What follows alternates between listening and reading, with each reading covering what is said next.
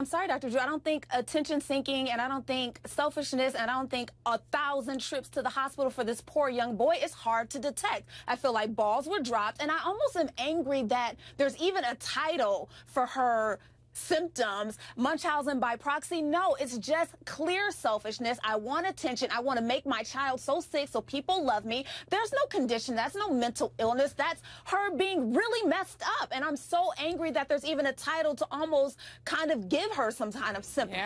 Yeah, but what if we said Munchausen by proxy is a syndrome where people are really messed up and they hurt their kids in an attempt to get attention. That's the pattern. I'm just saying that's what it is. You've described it using different words, but that's what it is. But I think when we put a title on it, it's almost like, oh, we've diagnosed it and there's a problem. Listen, that's a pattern, and we understand what that pattern is and means, and it happens. It doesn't mean we shouldn't have legal consequences and people shouldn't be punished when they engage in these behaviors. It's just that if we can get there earlier before they harm somebody, we can change the direction. But they had the opportunity and they didn't. How many times did this little boy need to be in the hospital for someone to step up and say, stop, this is something wrong? Somebody missed it for sure. Michelle.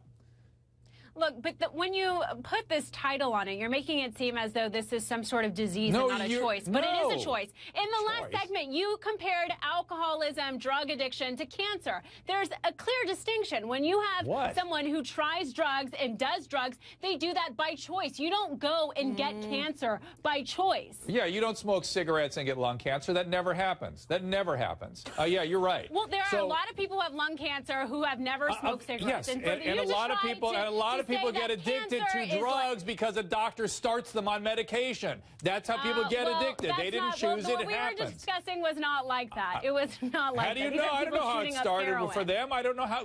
People get to heroin today by pills. They start with pills, and then they cut off the pills and they go to heroin. That's what happens these days. Well, and it's their choice. It's their choice to go to heroin. No, then they're diseased. Then they're sick. We could argue all day about this. Got to stop.